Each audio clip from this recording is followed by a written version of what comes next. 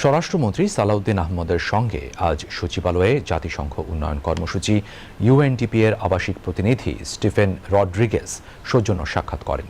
সাক্ষাৎকালে সাংবিধানিক সংস্কার, রোহিঙ্গা শরণার্থীদের সহায়তা, পুলিশের সামর্থ্য বৃদ্ধি, গুজব ও অপতথ্য রোধে প্রাতিষ্ঠানিক ও প্রযুক্তিগত সহায়তা, প্রস্তাবিত জাতীয় মানবাধিকার কমিশন আইন এবং গুম প্রতিরোধ ও প্রতিকার আইন সহ পারস্পরিক স্বার্থ সংশ্লিষ্ট বিভিন্ন বিষয় নিয়ে আলোচনা করেন তারা। বর্তমান সরকার দায়িত্ব গ্রহণের পর থেকে দেশে কোনো গুম বা বিচার বহির্ভূত হত্যাকাণ্ডের ঘটনা ঘটেনি উল্লেখ করে মন্ত্রী বলেন, গুম প্রতিরোধ ও প্রতিকার আইন ২০২৬-এর খসড়া ইতোমধ্যে মন্ত্রিসভায় নীতিগত অনুমোদন পেয়েছে।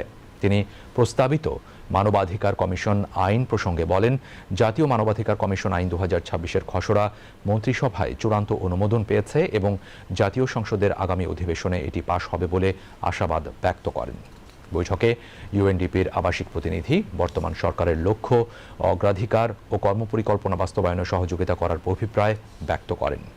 স্বরাষ্ট্রমন্ত্রী বাংলাদেশের আর্থসামাজিক উন্নয়ন সহ বিভিন্ন ক্ষেত্রে ইউএনডিপির ধারাবাহিক সহায়তার ভূয়সী প্রশংসা করেন এবং ভবিষ্যতে এই সহযোগিতা আরও বৃদ্ধি করার আহ্বান জানান। বাস্তুচ্যুত মিয়ানমার নাগরিক রোহিঙ্গাদের জন্য ইউএনডিপির সহায়তার কথা উল্লেখ করে আবাসিক প্রতিনিধি জানান, ক্যাম্প এলাকায় পরিবেশ সুরক্ষা, পাহাড় ধস প্রতিরোধ এবং সামাজিক উন্নয়নমূলক বিভিন্ন কার্যক্রমের মাধ্যমে ক্যাম্পের অভ্যন্তরীণ জীবনযাত্রার মান উন্নয়নে ইউএনডিপির সহায়তা অব্যাহত থাকবে। এ সময় মন্ত্রণালয় এবং ইউএনডিপির সংশ্লিষ্ট কর্তা ব্যক্তিরা উপস্থিত ছিলেন।